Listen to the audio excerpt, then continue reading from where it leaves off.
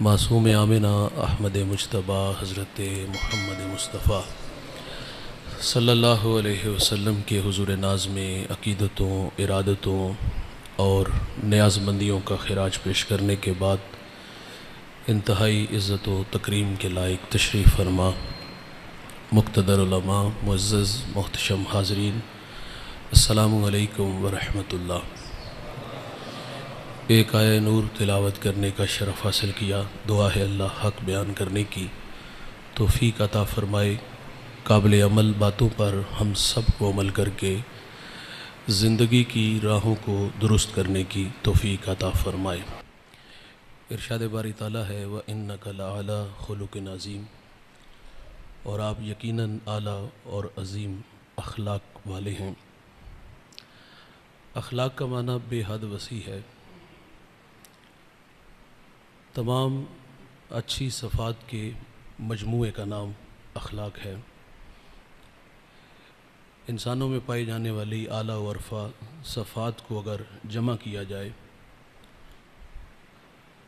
اور پھر اس کا موازنہ اللہ کے رسول صلی اللہ علیہ وسلم کی مبارک زندگی کے ساتھ کیا جائے تو ہمیں معلوم ہوگا کہ یہ تمام صفات اور خوبیاں اللہ کے رسول صلی اللہ علیہ وسلم کی ذات بابرکات میں بدرجہ اتم پائی جاتی ہیں۔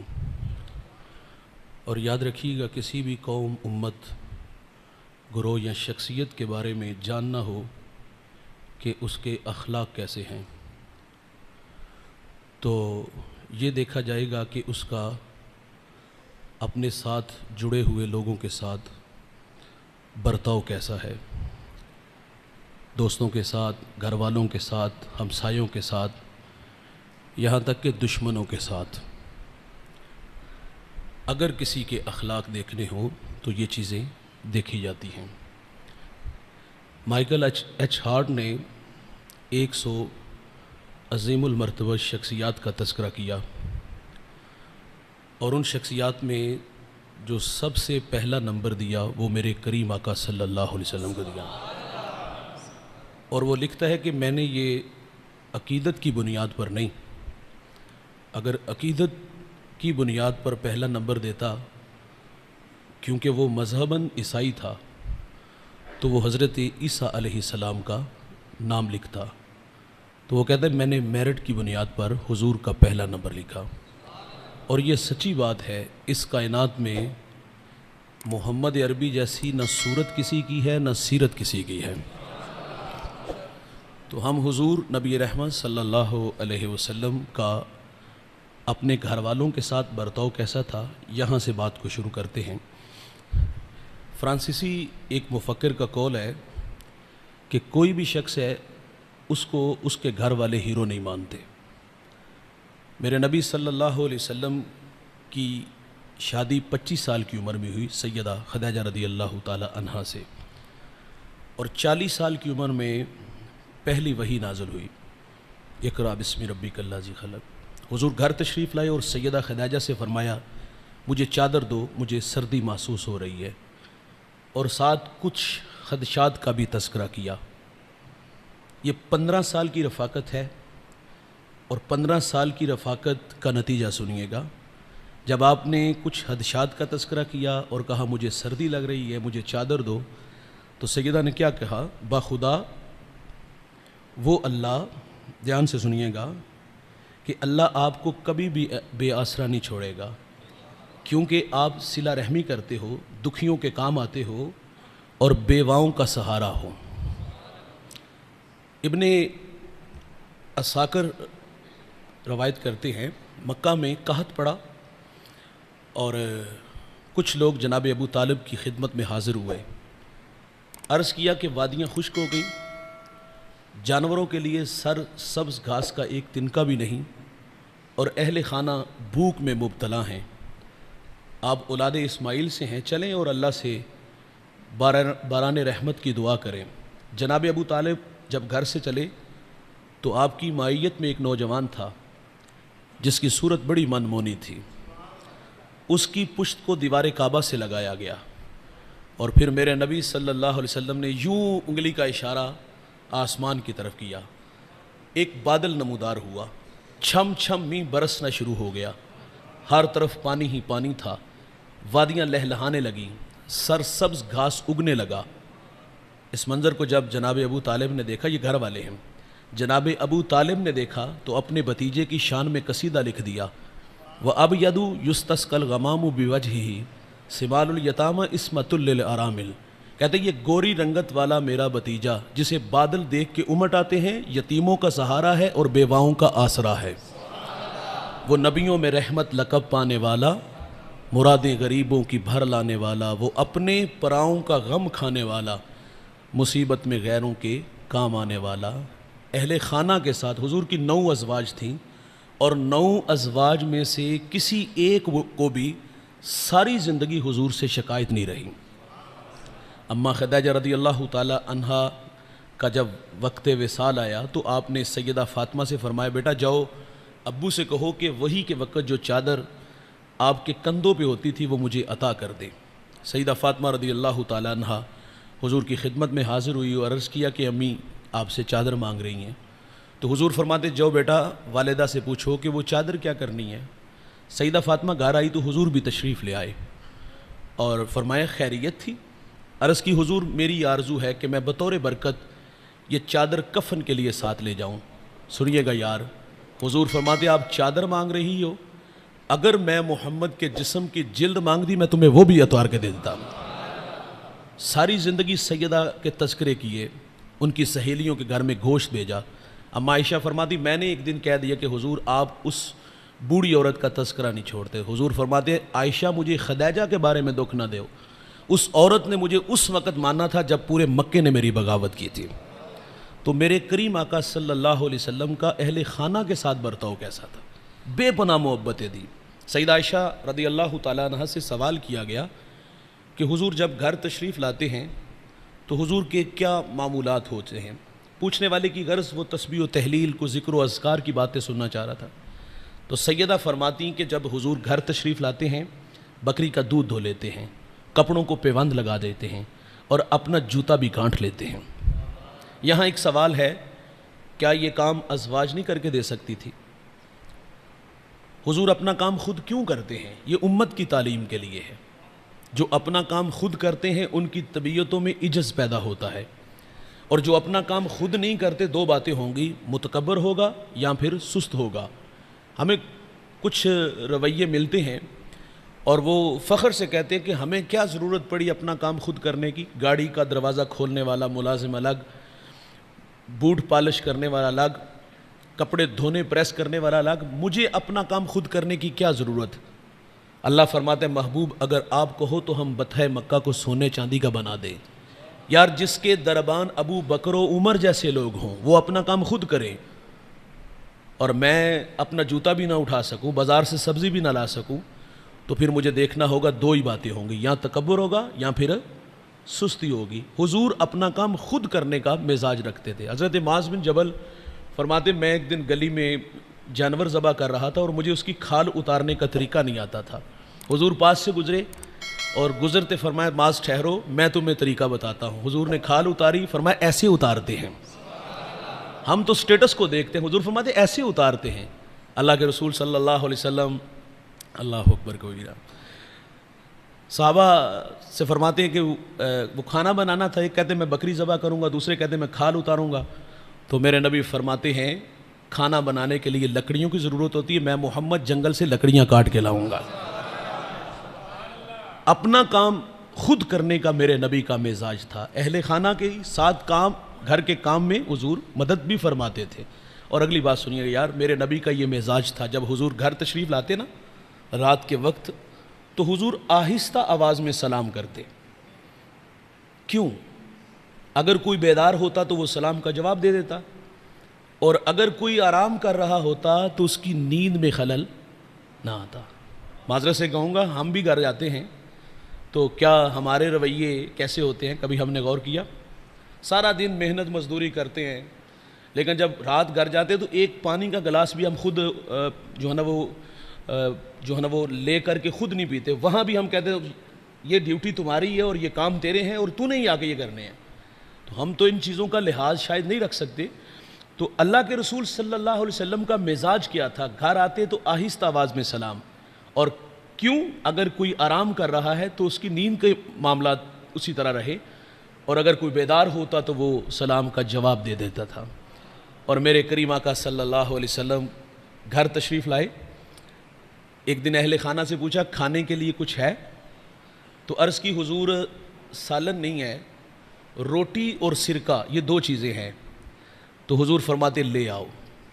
میرے نبی سرکے کے ساتھ روٹی کھاتے ہیں اور کیا فرماتے واہ واہ، سرکہ تو بڑا ہی اچھا سالن ہوتا ہے، سرکہ تو بڑا ہی اچھا سالن ہوتا ہے. ہم ذرا اپنے رویے دیکھ سکتے ہیں. گھر میں کبھی کبھی ہوتا ہے، اکثر نہیں کبھی کبھی ہوتا ہے، کھانے میں کوئی نمک مرچ کا مسئلہ آ جائے تو ہمارے رویے کیا ہوتے ہیں؟ پہلے تو گھور کے دیکھیں گے، پھر برتن اٹھا کے دیوار سے ماریں گے، اور پھر وہ اتنی تلخ بات یار کہ تیری ماں نے تینوں کھانا بنانا نہیں سکھایا. معذرت سے بھائی، ہمیں کسی نے بولنا بھی نہیں سکھایا، یہ کوئی رویے ہے؟ تو میرے نبی اہل خانہ کے ساتھ بے پناہ محبتیں فرماتے ہیں. سیدہ عائشہ رضی اللہ تعالیٰ عنہ پانی نوش فرما رہی ہیں.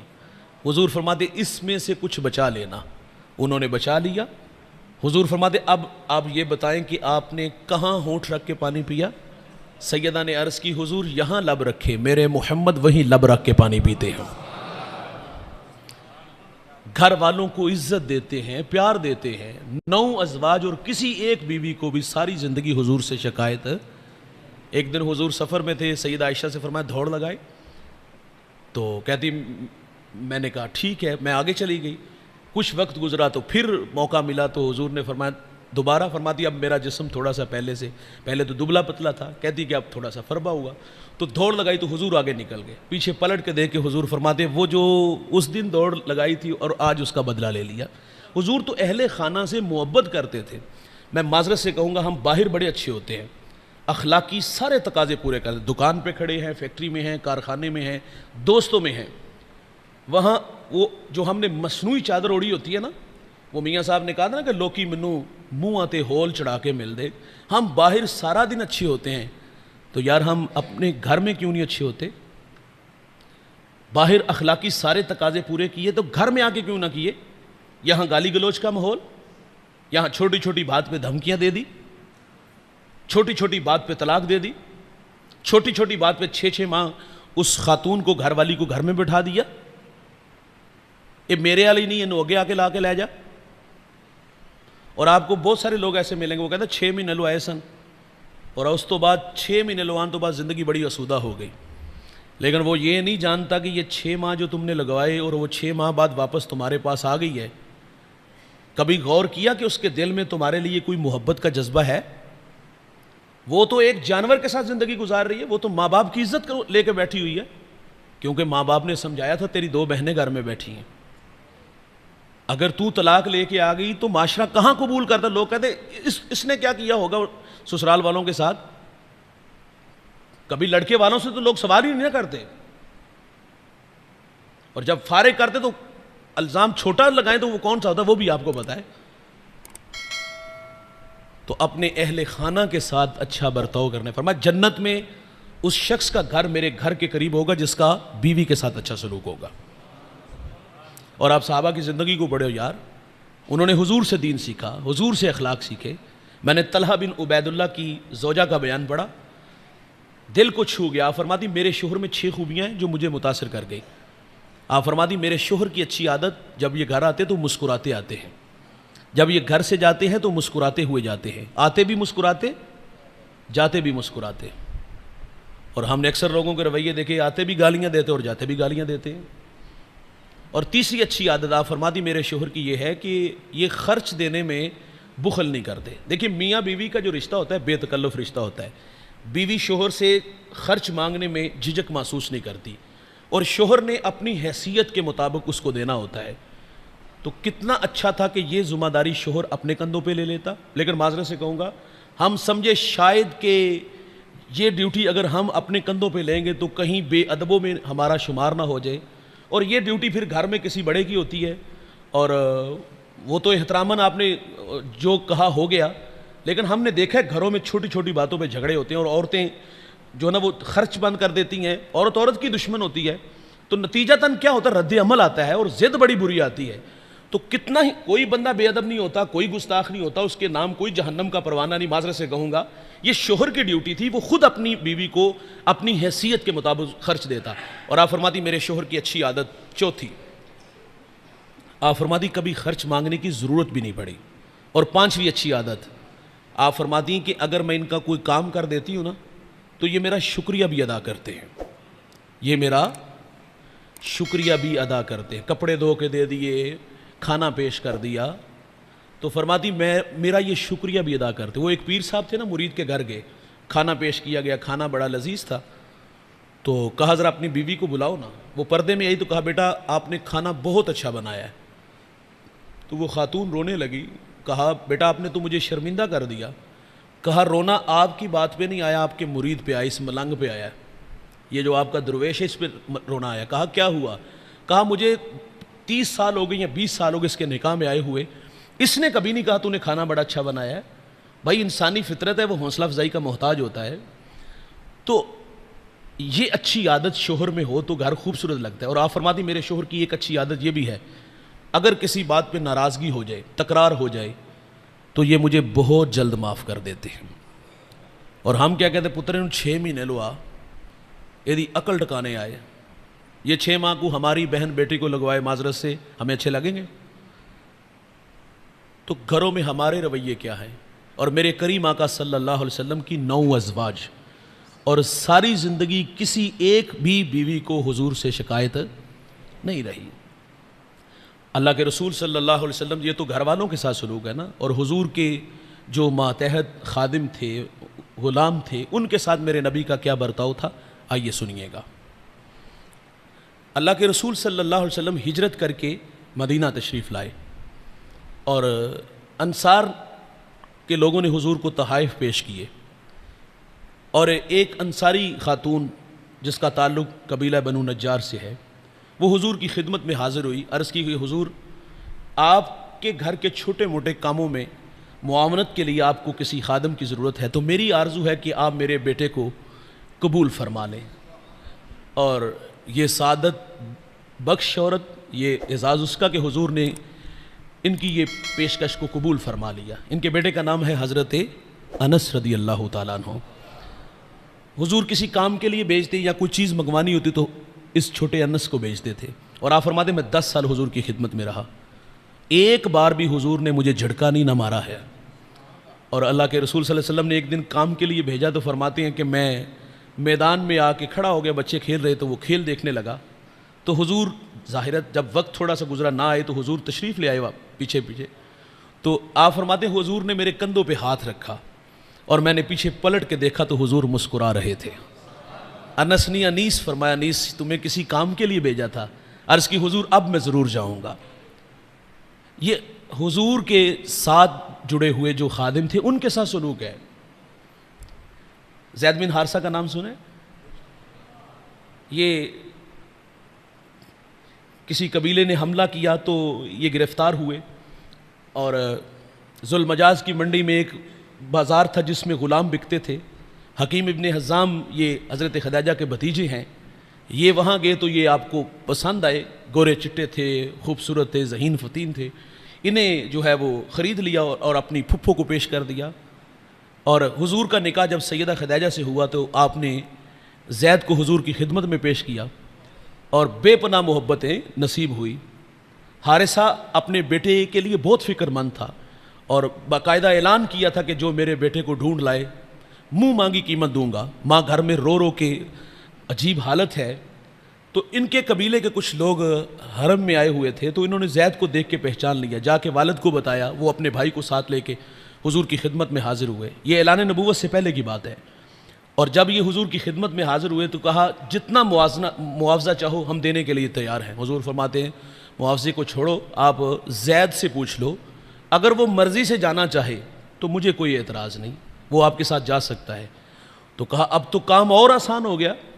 زید سے ملاقات ہوئی، بچھڑے باپ بیٹا آپس میں ملے اور جی بھر کے روئے اور وہ یادیں محبت کی تازہ ہوئی. کہا بیٹے غلامی کے بدلے آزادی مل رہی ہے، کہا اس غلامی پہ ہزاروں آزادیاں قربان، کہا بیٹے غلامی کے بدلے آزادی، کہا ابا یہ بھی تو دیکھو غلامی کر کس کی رہا ہوں، کہا میں حضور کو چھوڑ کے، پھر حضور نے زید کا ہاتھ پکڑا اور فرمایا لوگو آج کے بعد زید میں محمد کا بیٹا لگتا ہے، پھر زید بن محمد کے نام سے جانے گے۔ تو حضور نے تو غلاموں کو عزت دی یار، پیار دیا۔ مجھے یاد آئے وہ ابن جبیر تھا، یہ ایک یہودی تاجر ہے، مدینے کا رہنے والا تھا، شام سے یمن سے یہ تجارتی مال خریدتا اور مدینے آ کر کے اس مال کو فروخت کرتا۔ ایک دفعہ اس نے بہت سارا تجارتی مال خریدا اور ساتھ ایک غلام خرید لیا جس کا نام سالم ہے، دبلا پتلا تھا، دکھنے میں کوئی زیادہ خوبصورت نہیں تھا، 13-14 سال اس کی عمر تھی۔ اس غرض سے خرید لیا کہ یہ ایک تو مال اٹھانے میں میری مدد کرے گا اور دوسرا اس کو مدینے میں جا کر کے جہاں مال فروخت کروں گا اس کو بھی بیچ دوں گا۔ مکہ یہ مدینہ میں لے کر کے آیا تو مال تو 2 دن میں بک گیا، لیکن سالم کی طرف کسی نے نظر التفات نہ کی، نظر اٹھا کے نہ دیکھی۔ ظاہر ہے جب لوگ خرید و فروخت کرتے ہیں نفع نقصان پہلے دیکھتے ہیں کہ اس کو خرید کر کے مجھے نفع کیا ملے گا، کسی نے بھی نظر اٹھا کے نہ دیکھا۔ تو اس کو اس بات کی تکلیف ہوئی تو میں یہاں اس کا انتظار کروں، اس نے دھوپ میں کھڑا کر دیا۔ جو عرب جاتے ہیں وہ لوگ جانتے ہیں کہ عرب کی گرمی پوری دنیا میں مشہور ہے، تڑپا دینے والی، جلسال دینے والی، دھوپ میں کھڑا کر دیا 3 دن۔ اور ایک تثبیتہ نامی خاتون نے دیکھا، اس کے دل میں رحم پیدا ہوا، اس کو خرید لیا، منہ مانگی قیمت، گھر لے آئی، کہا تیری ضرورت تو نہیں، بس تیرے پہ رحم آیا۔ ابو حذیفہ یہ مکہ کا تاجر تھا اور تجارتی مال بیچتا بیچتا مدینے آیا اور اس خاتون کی رحم دلی کے تذکرے سنے، سیرت سے متاثر ہوا اور پیغام نکاح بھیج دیا۔ انہوں نے بھی اس دعوت کو قبول کر لیا، نکاح ہوا، کچھ دیر مدینہ میں رہے اور پھر کہا چلو ہم اپنے شہر مکہ چلتے ہیں۔ یہ مکہ المکرمہ آئے تو ابو حذیفہ کی دوستی تھی جناب عثمان غنی رضی اللہ تعالی عنہ سے، تو یہ حضرت عثمان غنی کو ملنے کے لیے گئے اور ان دنوں میں میرے کریم آقا صلی اللہ علیہ وسلم نے اعلان نبوت فرما دیا تھا اور عثمان غنی حضرت سیدنا صدیق اکبر کی تبلیغ سے متاثر ہو کے مشرف بھائی اسلام ہو چکے تھے، تو حضرت عثمان غنی نے ان کو بھی تبلیغ کی تو یہ بھی ایمان لے آئے، ان کی بیوی بھی ایمان لے آئی، غلام بھی ایمان لے آیا۔ اچھا ایک دن ابو حذیفہ کی بیوی نے اپنے غلام سے کہا کہ میں نے رسول اللہ سے سنا ہے جو غلام کو آزاد کرے گا اللہ اس کو جہنم کی آگ سے آزاد کر دے گا۔ کہا میں تجھے آزاد کرتی ہوں، اس کو آزاد کیے، کہا اب میں اس شہر میں اجنبی ہوں، مجھے کوئی جانتا نہیں تو کہاں جاؤں گا، کہا ہمارے بیٹے بنو، ہمارے ساتھ رہو۔ تو اب آزاد تھے اور ان کا زیادہ وقت حضور کی بارگاہ میں گزرتا، جب بھی قرآن کی کوئی آیت اترتی تو یہ سیکھنے کے لیے حضور کی خدمت میں حاضر ہو جاتے۔ اللہ اکبر، بات سنیے گا یار میرے نبی نے غلاموں کو کس طرح عزت عطا فرمائی۔ وقت ملتا حضور کی خدمت میں بیٹھ جاتے اور اللہ نے لہجہ بڑا اعلیٰ دیا تھا سالم کو۔ ایک دن حضرت سالم قرآن پڑھ رہے تھے، حضور مسکرا رہے تھے۔ یہ قرآن پڑھ رہے ہیں تو میرے نبی کی آنکھوں میں آنسو تھے۔ سالم قرآن پڑھتے تو رسول اللہ فرماتے ہیں کہ اللہ تیرا شکر ہے کہ تو نے سالم جیسے قاری قرآن میری امت میں پیدا فرمائے۔ کہاں 3 دن دھوپ میں کھڑا تھا اور آج کتنا بڑا اعزاز کہ رسول اللہ فرماتے ہیں اللہ تیرا شکر ہے کہ تو نے سالم جیسے قاری قرآن میری امت میں۔ حوصلہ افزائی میں نے کہا انسانی فطرت ہے۔ حضور مدینے کی گلی سے گزرے، ایک گھر میں صاحبے خانہ قرآن کی تلاوت کر رہے تھے، اما عائشہ بھی ساتھ تھی، حضور گزرے، آواز سنی تو وہیں رک گئے اور اگلے دن ابو موسیٰ اشعری حضور کی خدمت میں حاضر ہوئے۔ حضور فرماتے کل آپ کے گھر کے قریب سے گزرے، فرمایا آپ قرآن پڑھ رہے تھے، فرمایا میں بھی تھا اور میرے ساتھ عائشہ بھی تھی۔ کہا یار تم قرآن بڑا اچھا پڑھتے ہو۔ عرض کی حضور اگر مجھے پتا ہوتا کہ آپ سن رہے ہو تو میں اور سوار کے پڑھتا۔ حضرت عاصم یہ قرات کا بہت بڑا نام ہے اور مسجد نبوی کے امام ہیں، ان کے منہ سے مشک سے زیادہ خوشبو آتی تھی۔ کسی نے ایک دن سوال کیا کہ عاصم آپ کے منہ سے مشک سے زیادہ خوشبو آتی ہے، اس کی وجہ؟ کہا یار ایک شب سویا، حضور خواب میں ملے اور حضور فرماتے عاصم میرے قریب آؤ۔ کہتے میں حضور کے قریب گیا تو حضور نے میرے لب چوم لیے۔ کہا جب سے میرے لب رسول اللہ کے لبوں سے لگے ہیں میرے منہ سے مشک و عنبر کی خوشبوئیں آتی ہیں۔ اس شوق سے بھی قرآن یار پڑھا کرو کہ قسمت یاوری کرے، جس طرح عاصم کا مقدر جاگا ہمارا بھی مقدر جاگ اٹھے۔ حضور خواب میں تشریف لائے تو ان لبوں کو چوم کر کے اعزاز بخشے۔ تو یہ انسانی فطرت وہ حوصلہ افزائی چاہتا ہے۔ اور سالم کو کیا رسول اللہ فرماتے، سالم اللہ تیرا شکر ہے کہ تو نے سالم جیسے قاری قرآن میری امت میں پیدا کیے. سنیے گا یار، جب ہجرت کا وقت آیا نا، حضور نے بعد میں ہجرت کی، اصحاب ہجرت کر کے مدینہ آئے اور مسجد قباء میں یہ پہنچے، اذان پڑھی گئی، اقامت کہی گئی، اور مسجد قباء میں بڑے بڑے جلیل القدر صحابہ بھی موجود ہیں، وہاں حضرت عمر بھی موجود ہے. جب اذان اقامت کہی گئی نا، اب مصلی کا امام کون بنا؟ حضرت عمر بنے؟ کوئی اور صحابی بنے؟ نہیں. حضرت عمر فرماتے آج مصلی کا امام وہ بنے گا جس کی قرات سن کے محمد عربی بھی خوش ہوتے تھے. سالم آگے کھڑے ہیں اور صحابہ پیچھے کھڑے ہیں. مدینے کے یہودیوں نے یہ اعزاز حضرت سالم کا دیکھا اور کہا کل تک تو تیری طرف کوئی نظر التفات نہیں کرتا تھا، آج اتنا بڑا اعزاز. کچھ فخر سے یوں کہہ دیا جب تک بکے نہ تھے کوئی پوچھتا نہ تھا. ہاں 3 دن تو وہاں دھوپ میں کھڑا رہا، کسی نے نظر اٹھا کے بھی نہ دیکھا، لیکن جب سے حضور کی غلامی میں آیا، حضور کا بن گیا، حضور کے قدموں میں آیا، جب تک بکے نہ تھے کوئی پوچھتا نہ تھا، تو نے خرید کے انمول کر دیا. اور میرے نبی تو غلاموں کو عزت دیتے ہیں. بلال حبشی کو جب امیہ مارتا ہے نا، تو حضور فرماتے ایک وقت آئے گا یہ عہد تجھے نجات دے گا. پھر سنو یار، حضور معراج کی خلوتوں سے واپس تشریف لائے اور کیا فرمایا؟ بلال کون سا ایسا اچھا عمل کرتے ہو، میں نے جنت کی ڈیوڑی میں تمہارے قدموں کی آواز اپنے آگے سنی ہے.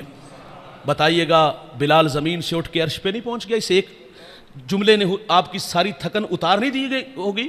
اور یہ وہی بلال ہے جب حضرت عمر سے ملنے جاتے 23 لاکھ مربع میل کے حاکم ہیں، اٹھ کے استقبال کرتے ہیں، کالے رنگ کے ہاتھ کو چوم کو فرماتے ہیں یا بلال انت سیدنا، بلال اوروں کا غلام ہوگا لیکن تو ہمارا آقا لگتا ہے.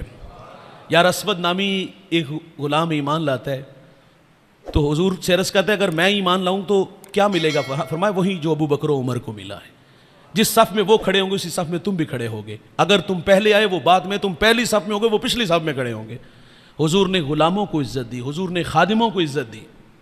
اب میں اور آپ دیکھیں گے ہمارے ساتھ جڑے ہوئے وابستہ ہمارے ماتحت جو ملازم ہیں، ہمارا ان کے ساتھ کیا برتاؤ ہے. معذرت سے کہوں گا، وہ رضوانہ نامی بیٹی مار مار کے ڈنڈے، یا رضوانہ تھا یا اور اس کا نام تھا، وہ آج بھی زندگی موت کی کشمکش میں ہے، زندگی موت سے لڑ رہی ہے. یہ ہمارے رویے ہیں. ہم کہتے نہیں انہوں نے اوقات وچ رکھو، انہوں نے منہ پورا لاؤ.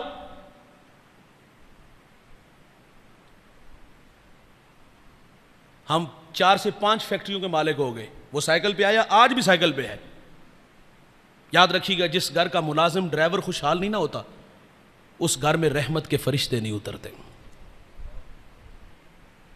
تو ہمارے ساتھ ہمارے جو ماتحت ہمارے ساتھ کام کرنے والے ان کے ساتھ ہمارا کیا سلوک ہے؟ واصف علی واصف کہتے ہیں اپنے ماتحت کے ساتھ حسن سلوک یہ ہے کہ اسے اپنا ماتحت ہی نہ سمجھو. ہمارا کہنا یار کبھی کبھی ملازم کے ساتھ بیٹھ کے کھانا کھایا کرو، ہاں کبھی کبھی اس کے ساتھ بیٹھ کے گپ شپ لگایا کرو یار، کبھی زمین پہ بھی اتر کے دیکھو، کبھی کبھی اس سے مشورہ بھی مانگا کرو یار. عزت دے کے تو دیکھو یار، عزت ملے گی، مانگنے سے نہیں کبھی ملی. لیکن ہمارا سلوک ان کے ساتھ انتہائی تلخ. چوری بیٹا کرتا ہے، الزام ملازم پہ لگ جاتا ہے، کٹہرے میں اسے کھڑا کیا جاتا ہے، پولیس سے جوتے اسے بڑھوائے جاتے ہیں. تصدیق ہوئی تو شرم بھی کوئی نہ آئی. اپنے ساتھ جو جڑے ہوئے لوگ ہیں انہیں عزت دینے والا مزاج بنانا ہوگا. حضرت انس کہتے ہیں 10 سال حضور کی خدمت میں کبھی جھڑکا نہیں، کبھی مارا نہیں. دیر ہوگی تو حضور کندھوں پہ ہاتھ رکھ کے فرمایا یار تمہیں کسی کام کے لیے بھیجا تھا. اور زید کو فرماتے ہیں کہ تیری مرضی ہو تو تو چلا جا سکتا ہے. کہا ایسی غلامی پہ ہزاروں آزادیاں قربان. ہمارے پاس ایک صاحب آئے، وہ فیصل آباد سے ان کا تعلق ہے، ان کا جو ڈرائیور تھا وہ ریسیپشن میں ہمارے پاس بیٹھا. تو میں نے پوچھ لیا سناؤ کب سے ان کے پاس؟ وہ کہتا ہے میں بالکل ابھی چھوٹی عمر میں تھا جب ان کے پاس آیا. تو میں نے کہا آپ کے حالات کیسے ہیں؟ تو کہتا ہے وہ میرے پاس اپنی 2 گاڑیاں ہیں اور میں نے ان پہ 2 ڈرائیور رکھے ہوئے. میں نے کہا تمہیں اب کیا ضرورت پڑی ہے کام کرنے کی؟ تو اس نے کہا آج میں جو کچھ بھی ہوں اسی شخص کی وجہ سے ہوں. وہ کسی نے کہا تھا نا کہ تو کروڑ پتی کیسے بنا؟ اس نے کہا میں نے نیچے والوں کو لکھ پتی کیا، اللہ نے مجھے کروڑ پتی کر دیا. تو صاحب اپنے ساتھ جڑے ہوئے لوگوں کو عزت دیا کرو یار، انہیں پیار دیا کرو، یہ ان کا حق ہے. تو میرے نبی تو غلاموں کو عزت دیتے ہیں، خادموں کو عزت دیتے ہیں. اور آئیے ہم دیکھتے ہیں کہ کہ حضور کا دشمنوں کے ساتھ سلوک کیسا تھا۔ اسی تے آنے نا کدی موقع ملے تو پی کے رکھ دیاں گے، ہاں اسی ویر ہی نہیں جان دیں دے۔ مکہ کے تلخ رویے آپ جانتے ہو کتنے دکھ دیے تھے مکہ والوں نے، کانٹے بچھائے، اجریاں پھینکی، گلے میں رسی ڈال کے تو دیا، کیا کچھ نہیں کیا مکہ والوں نے۔ حضور فاتح بن کے آئے مکہ المکرمہ میں 10,000 کا لشکر لے کے۔ آپ فاتحین کو پڑھ کے دیکھ لیجئے، نیپولین بہت بڑا فاتح ہے، وہ بستیاں اجاڑ دیتا تھا۔ ابو سفیان نے ہاتھ جوڑے کہ مہربانی کریں، تو حضور فرماتے من داخل دار ابی سفیان فہو آمنا، جو تیرے گھر میں داخل ہو جائے گا امان دی جائے گی۔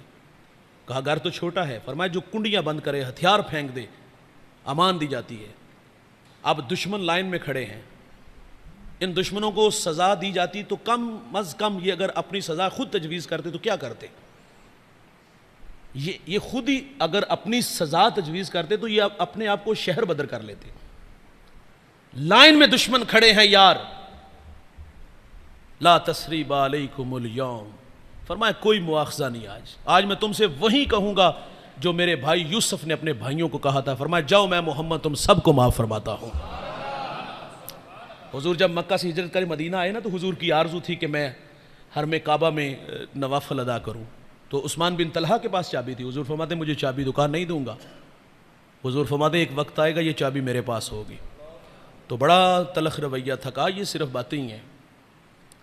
آج فاتح بن کے حضور آئے ہیں، فرمایا بلائیں عثمان بن طلحہ کو، سامنے آئے اور جانتے تھے میں نے کیا کہا تھا، فرمایا میں نے کہا تھا نا ایک وقت آئے گا یہ چابی میرے پاس ہوگی۔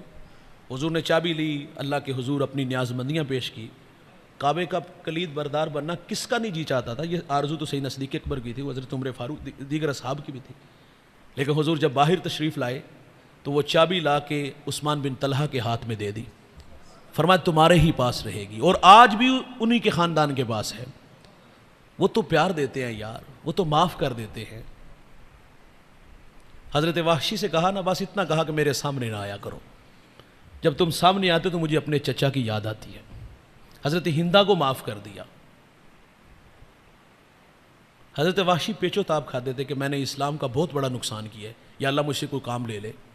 مسلمہ کذاب کو ذبح حضرت وحشی نے کیا تھا نا، اور کہا اللہ کا شکر ہے کہ آج میں نے جو اسلام کا سب سے بڑا دشمن ہے اس کو ذبح کیا ہے۔ تو آپ تو کوئی دکھ بھی دیتا تو حضور سے بھی معاف فرما دیتے تھے۔ ثمامہ بن اسال یہ یمامہ کا سردار ہے، اور یہ اسلام دشمن تھا، اور یہ پیچو تاب کھاتا تھا، اور یہ کہتا تھا کہ میں بانی اسلام کو صفحہ ہستی سے مٹا دوں گا۔ معاذ اللہ، فانوس بن کے جس کی حفاظت ہوا کرے، وہ شمع کیا بجھے جسے روشن خدا کرے، اور جدا ذکر خدا بلند کرے، کیڑا جمعیاں اس نو بند کرے، او دے ذکر دا محافظ آپ خدا پڑھو لا الہ محمد الرسول اللہ۔ اور حضور نے بھی دعا مانگی تھی، یا اللہ مجھے اس پہ غلبہ دینا۔ اور یہ ایک دن عمرے کے لیے یہ رہتا تھا بالکل جہاں آج دارالحکومت ہے نا سعودیہ کا، ریاض اس کے پڑوس میں کہیں رہتا تھا، تو یہ وہاں سے نکلا، آنا تو مکہ تھا لیکن راستہ بھول گیا۔ اس کی فیروز بختی، یہ راستہ بھول کے مدینے آ گیا۔ تو مدینے کی سرحدوں پہ صحابہ گشت کرتے تھے، جو کوئی مشکوک، کوئی کافر، کوئی دشمن ملتا تو اس کو جو ہے نا گرفتار کر لیتے۔ اس کو بھی گرفتار کیا اور مدینے جو ہے نا مسجد نبوی کے ستون سے باندھ دیا گیا۔ اچھا، جب اس کو باندھ دیا گیا تو حضور کو اطلاع دی گئی، حضور تشریف لائے، تو حضور دیکھ کر کے فرماتے ہیں کہ میں نے اللہ سے دعا مانگی تھی، میری دعا قبول ہوئی، اور فرمایا سناؤ کیسے ہو؟ لہجہ بڑا رونت بھرا تھا۔ کہا معمولی شخص نہیں، میرا قتل رائے گا نہیں جائے گا، اگر قتل کریں گے خون بہے گا، اگر ویسے معاف کر دو تو میں خاندانی ہوں، بدلہ دوں گا۔ تیسرا کہا اگر معاوضہ لینے چاہو تو میں اس کے لیے بھی تیار ہوں، کوئی اور بادشاہ ہوتا تو سر تن سے جدا کر دیتا۔ یہ کوئی لہجہ ہے؟ حضور صرف اتنا فرماتے کیا حال ہے، اور پھر جاتے ہوئے صحابہ سے فرمایا اس کی ضیافت کرو۔ دوسرا دن ہوا، حضور پھر آئے، تشریف لائے، اور کیا فرمایا؟ کیسے ہو ثمامہ؟ پھر وہی لہجہ حسب سابق۔ قتل کیا گیا تو معمولی شخص نہیں، خون بہے گا، ویسے معاف کر دو تو بدلہ چکاؤں گا۔ اور تیسرا کہا کہ اگر آپ جو ہے وہ فدیہ لینا چاہو تو وہ بھی میں دینے کے لیے تیار۔ تیسرے دن پھر وہی بات، حضور گزرتے صرف اتنا فرمایا کیا حال ہے؟ لہجے میں اگر رس ہو تو دو بول بہت ہیں، انسان کو رہتی ہے محبت کی زباں یاد۔ یہ محبت برا لہجہ تھا، 3 دن ایک جملہ، ایک ہی لفظ، کیا حال ہے، کیا حال ہے، کیا حال ہے، یہ حال کہتے کہتے دل کی حالت بدل گئی۔ تیسرا دن ہوا، حضور فرماتے اس کی رسیاں کھول دو، بھاگ گیا، قدم باہر نکالتا ہے لیکن قدم پھر واپس آتے ہیں، اور اپنے رویے پہ غور کیا، میں کیا لہجہ اپنایا ہوا تھا اور وہ آگے سے کتنے پیار سے بولتے تھے۔ سیرت نگار لکھتے ہیں اس نے پھر ایک باغ میں جا کے غسل کیا، نئے کپڑے پہنے، حضور کی خدمت میں آئے، تو حضور ثمامہ کو دیکھ کے فرماتے میں نے تو تمہیں چھوڑ دیا تھا، پھر آ گئے ہو۔ کہا چھوڑا اس وقت جب اپنا بنا لیا تھا، ہاں کہا اپنا بنا کے چھوڑا ہے، کہا اب میں بادشاہ نہیں، اب آپ کا غلام ہوں۔ اور پھر کہا مجھے کائنات میں اگر کسی سے سب سے زیادہ نفرت تھی تو کہا وہ آپ سے، پھر کہا مجھے اگر کوئی شہر اچھا نہیں لگتا تھا تو وہ شہر مدینہ، اور اگر کوئی دین اچھا نہیں لگتا تو وہ آپ کا۔ اب ایمان لائے، ایمان لانے کے فوراً بعد دل کی حالت کیا ہے؟ کہتے ہیں کہ اب کائنات میں جتنے سونے آپ مجھے لگتے ہیں کوئی بھی نہیں لگتا، دین آپ کا اچھا لگتا ہے، شہر آپ کا اچھا لگتا ہے۔ تو کہا حضور اب میں نے مکہ جانا ہے، عمرہ کے لیے آیا تھا، تو حضور نے آپ کو عمرے کا طریقہ بتایا، تعلیم دی، اور یہ مکہ آئے اور وہاں سرداروں سے ملاقات کی اور حضور کی سیرت کے تذکرے کیے۔ تو انہوں نے کہا کہ ثمامہ بے دین ہو گیا، بے دین ہو گیا، بے دین ہو گیا۔ کہا اللہ کی قسم اب میں تمہیں، ظاہر گندم آتی تھی وہاں سے، کہا اب گندم کا ایک دانہ بھی میں تمہیں دوں گا حضور کی اجازت کے بغیر۔ یہ چلا گیا تو اس نے گندم کی سپلائی کو روک دیا، اور جب قحط پڑا تو مکہ والوں نے حضور کو خط لکھا، اپنی قرابت داری کا واسطہ دیا کہ آپ ثمامہ سے کہیں کہ گندم کی سپلائی بند نہ کریں، یہاں قحط پڑا ہے۔ بھائی جان یہ وہ لوگ ہیں جنہوں نے حضور کو بڑے دکھ دیے تھے، لیکن حضور کیا فرماتے ہیں؟ حضور خط لکھتے ہیں، فرمایا جس طرح پہلے گندم ان کے ہاں بیچتے تھے اب بھی اسی طرح بھیجا کرو۔ تو میرے نبی تو یار دشمنوں سے بھی پیار کرتے ہیں۔ یہ ہجرت کا 4تھا سال تھا، یہ غزوہ تھا، حضور ایک درخت کے نیچے محو استراحت تھی، ایک کافر تلوار سونپ کے کھڑا، اور حضور کی آنکھ کھل گئی، کہا کون تمہیں آج آپ کو کون بچائے گا؟ تو حضور نے صرف فرمایا اللہ، بس اتنا کہنا تھا، کانپنے لگا، ہاتھ سے تلوار گری، حضور نے تلوار پکڑ لی، فرمایا بتا تجھے کون بچائے گا؟ کہا آپ کریم ابن کریم ہو۔ تو حضور نے فرمایا جاؤ میں نے معاف کیا۔ اپنے قبیلے میں جا کے دہائیاں دینے لگا، کائنات میں اتنا اچھا انسان میں نے نہیں دیکھا، اور پھر یہی واقعہ اس کی ہدایت کا سبب بنا، مشرف با اسلام ہوا۔ معاف کرنے والے بڑے ہوتے ہیں بھائی۔ اگر زندگی میں کسی سے ناراضگی ہو جائے نا تو ناراضگی کو طول نہ دو، 3 دن سے فرمائے زائد جو آپس میں ناراض رہتا ہے اس کا ہمارے ساتھ کوئی تعلق نہیں، اور ہماری ناراضگی کی عمر کتنی بڑی ہے آپ اچھی طرح جانتے ہو، اور لوگ ہمیں ملتے اور فخر سے کہتے ہیں کہ 30 سال ہو گئے بھائی نو منہ نہیں لایا۔ کیوں بھائی؟ جھگڑا چھوٹی سی بات پہ ہوا نا، بچوں پہ جھگڑا ہو، بچے تو پھر تھوڑی دیر بعد میدان میں کھڑے ہوتے ہیں، اور اس نے 30 سال بھائی سے کلام ہی نہیں کیا۔ یہ رویے ہمارے ہیں، یہ اپنوں کے ساتھ ہیں ہمارے رویے، اور ہمارا حال تو یہ ہے دوست، ہم جب دنیا سے جانے لگتے ہیں تو بچوں کو جمع کیا ہوتا ہے، تو نصیحت یہ نہیں ہوتی کہ جلدی سے چچا کو لے آؤ، تائے کو لے آؤ، یا محلے میں کسی سے ناراضگی اسے بلا لاؤ کہ میں، ظاہر ہے زندگی موت سے لڑ رہے ہیں، اب سانسیں بالکل تھوڑی سی ہیں، ادھار ہیں، تو تقاضا تھا کہ معذرت کر لیتا، بلکہ ہم بچوں کو باقاعدہ نفرت کا درس دیتے ہیں۔ چاچے نے منہ نہیں لانا، میں مر گیا تینوں میرے جنازے نہیں آنے، تکے دے کے کر دینا، معذرت سے۔ یہ ہمارے رویے ہیں۔ آئیے بھائی ہم حضور کی سیرت کا مطالعہ کریں، معاف کرنے والے جذبے رکھیں، اپنے ماتحت جو ملازم ہے انہیں خوشحال کریں، ان کی عزت کریں یار۔ حضور فرماتے ہیں کہ اپنے غلاموں کے ساتھ، اپنے ماتحتوں کے ساتھ سلوک اپنے بیٹوں جیسا کیا کرو۔ تو یہ لہجے اچھے نہیں ہیں کہ اوئے تو والا کلچر جو ہم نے اپنایا ہوا ہے، اور کچھ لوگ ہم یہ بھی رویہ دیکھتے ہیں، وہ کہتے ہیں بس یہ بھی تلخ رویہ ہے، ہم کہتے ہیں آج کل چلدا کی ہے۔ بھائی جان یہ دیکھا کرو کیا جو ہم دیتے اس سے اس کا گھر چلتا ہے؟ تو جو ہم دیتے معذرت سے تو اس سے تو 2 وقت کا کھانا بھی نہیں چلتا۔ تو ان کی اچھی مدد کیا کرو، اپنے رشتہ داروں کے ساتھ اچھا سلوک کرو، اپنے گھر والوں کو عزت دو۔ اللہ تعالیٰ سے دعا ہے جو کہا سنا اللہ مجھے آپ کو عمل کی توفیق عطا فرمائے۔ میں ہر دفعہ یہ ضرور کہتا ہوں کہ میری فیروز بختی ہے کہ میں بڑے لوگوں کی موجودگی میں کچھ عرض کرتا ہوں، اور بڑے وہی ہوتے ہیں جو چھوٹوں کو عزت دیتے ہیں، اور بے پناہ محبتیں اس خاندان سے مجھے ملی۔ اللہ تعالیٰ اس خاندان سے جڑے ہوئے جتنے لوگ ہیں، اللہ انہیں دنیا آخرت کی عزت عطا فرمائے۔ اللہ ہم سب کو جو سنا اس پر عمل کے جذبوں سے مالا مال فرمائے۔